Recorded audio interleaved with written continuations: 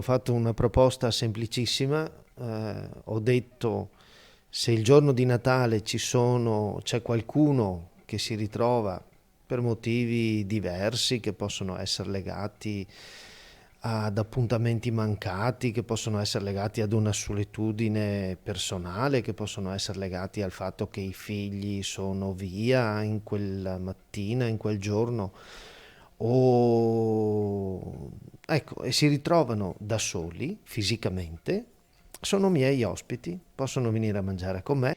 La cucina o la sala da pranzo della canonica fino a 10-12 persone, il centro parrocchiale se il numero si allarga, l'appuntamento alle 12:30.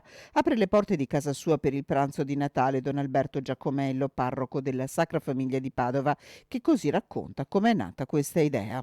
Non è un'attenzione particolare solo ai poveri che non trovano una mensa aperta il giorno di Natale, ma possono essere persone giovani, anziane, persone che hanno anche la possibilità di andare a pagarsi il pranzo in un ristorante, ma si trovano da soli.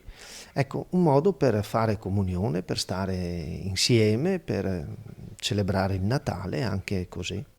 Le solitudini si stanno moltiplicando, osserva Don Alberto, anziani, famiglie mononucleari, figli unici, persone separate o che hanno i parenti lontani anche solo per il pranzo. L'invito è rivolto proprio a loro perché Natale sia vissuto all'insegna del calore e della fratellanza. Hai già pensato che cosa preparerà Don Alberto? No, non ancora. E qualche telefonata l'ha ricevuta nel frattempo? Diciamo, no, telefonate no, ma un paio di persone mi hanno avvicinato e mi hanno detto, mi hanno chiesto e ho detto dai, vieni.